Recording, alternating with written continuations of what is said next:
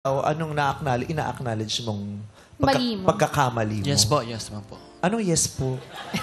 Siyempre, yung mga... Ang tinatanong ko Hindi kung daw anong niya sinama, ina-acknowledge yes mo po, na hindi pagkakamali mo. Kinakabahan si Nico. Lahat ng Nalilito tanong sila. Sa mga kwento. Tabang-taba ko yung kapa niya yung yes yes. po. Kasi si girl, tinanong ko, nung tinatanong natin paghihiwalay, itinuturo niya yung lalaki. Tapos ako na-question natin lalaki, ang ending, inako niya naman yung kasalanan. Yes Tapos po, ang ganun. ending pala, hindi, dalawa po kami. Dalawa nga. So siya, ang ina-acknowledge niya, may mga bagay siyang hindi na gusto, hindi na siya okay, pero hindi niya sinasabi sa'yo hanggang sa pumutok na siya. Ikaw naman, ano yung na-realize mo? Na-realize ko din po na dapat pala hindi ako nakinig sa ibang tao na dapat... Kasi siya po yung nag-support sa akin. Sa first day pa lang po sa mga pageant ko, siya po yung palaging kasama ko. Siya po yung support. Pa nag-solicit po kami, sinasamahan niya po ako araw-gabi. Yan po. So feeling mo, dapat hindi ka nakinig sa Yes po. ipinaglaban mo. Yes. Eh halimbawa, Miko, kung si Marila ay nag-open up sa'yo na nasasaktan siya dun sa society, willing ka bang i-let go yung pagmamodeling na yun at kayo na lang ay magsama ng mas maayos? Yes po. Actually, kinausap ko po siya nung pinakaunang pageant ko. Sabi ko, tuloy, ayoko. Pero siya po yung nag-push po sa akin mag-pageant talaga. Siya po nag-push po. Ayaw niya po Ayaw talaga. ko po talaga mag-pageant. Pero ako po kasi nakikita ko talaga siya, may future po siya and makakatulong po talaga yun sa family niya. Hindi po ako naging selfish dun sa part na yun kasi alam ko makakatulong po talaga yun sa kanya. Lalo na sa family niya po. Alam mo na Yes po. makakatulong sa kanya ang pagpapageant. Kahit Kaya makakasira pinupush sa mo akin. siya kahit hindi ka kasama. Yes po. Very selfless. O ngayon mo lang ina-realize yan. Kasi di ba kung aware ka doon na makakatulong sa'yo to kahit hindi ako kasama, May hindi siya iintindihan. magiging issue kahit hindi ka Yeah. ipasama Yeah. ng mga kaibigan Correct. niya eh.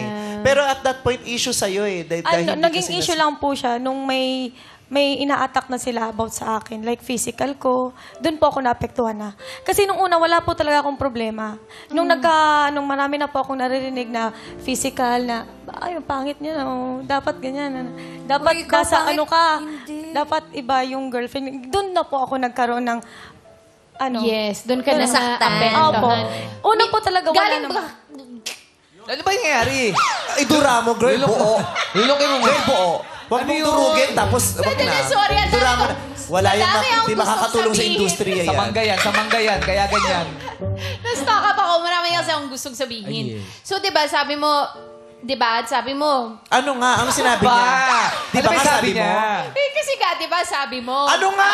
narinig na sinasabing hindi na maganda tungkol sa'yo. Ang tanong ko, sa'yo ba galing yun, Miko?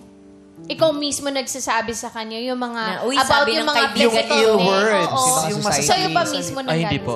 O saan niya narinig? Nadidinig niya sa mga kaibigan ng kaibigan ko. Tapos yung mga kaibigan niya din po kasi Opo. nadidinig Sila niya po yung doon. nagsasabi sa akin. Paano narinig to? Eh, naman si Marilo, sumama na naman. Sabi, wag na nga isamang Tapos po, ganyan. nung sumama po ako sa pageant niya, naalala ko, may nakita po ako nagme-make face. Like, dumaan lang po ako doon.